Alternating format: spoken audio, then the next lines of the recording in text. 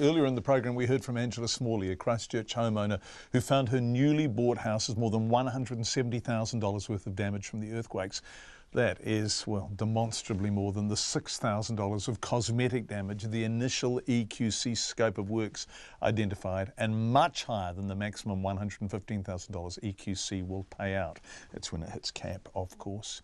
Given Angela bought the home last year, her private insurer won't foot the bill. It's impossible to know the total number of properties like Angela's. Some will be on-solds, some will just have had scopes and repairs done. The owners will have remained and they will have no idea whatsoever that some damage hasn't been identified, let alone repaired. Although EQC knows of at least 700 as of today. So what can you do if you want to buy a house in Christchurch older than 8 years? Our Christchurch reporter Logan Church spoke to Christchurch-based licensed building practitioner Dan Poltridge to get some advice. If you're going to purchase a home, they're a large investment in our lives. Get a professional to come out and have a look, and that may not necessarily be an engineer's report or a weather tightness expert. It could just be getting a builder's report in regards to, do you need further investigation? Has there been works done? There's triggers on site when we get there and have a look that make us look and go, something's not quite right here. What's not right? What are some of those telltale signs that either a repair hasn't been done properly or there is still earthquake damage on a property? It's a hard one to describe. Us builders, we have what we call an iometer. So you get a feel. You walk into a house and you're sort of walking downhill, or you're on an angle, or there's a lot of creakiness, or you walk past a cabinet and it rattles away. So you're sort of, a lot of these things, that's not how a home was built. So you don't expect it to react like that. There'll be, we get a lot of what we call sheet join cracking in our plasterboard walls. So these things that were repaired, they merely raked out that join that had cracked and put a bit of plaster back in it.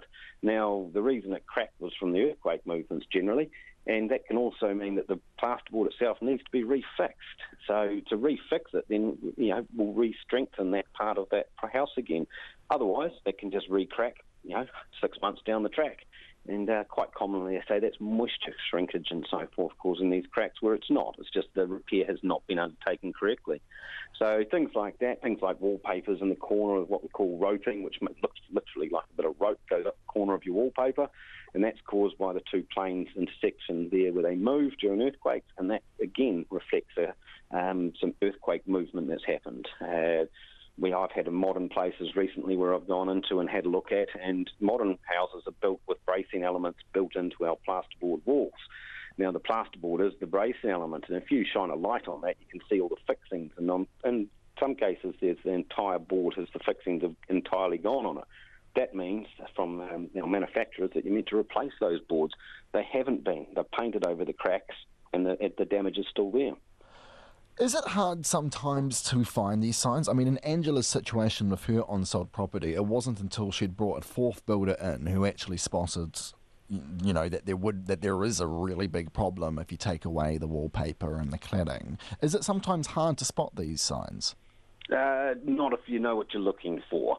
As all the assessing I've done in Christchurch, I know what I'm looking for in regards with earthquake damage, and you have to use specific ways of looking for it. You can't expect to see the damage to a plasterboard by judging it as a new paint job by standing 2 metres back under natural light. You need to have a torch and shine it to see these things. You need to, if it's a ring foundation and piles, you want to look under the house. Has there been repair work done? To what standard has it been done? You're looking for this work.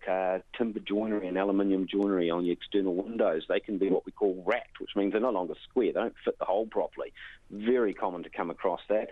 Easily repaired, but it has to be noted down and it has to be repaired. If it hasn't been repaired, why not? Has it just not been captured, or has there been more movements from the earthquakes? Christchurch-based licensed building practitioner Dan Poltridge talking to our excellent Christchurch reporter Logan Church.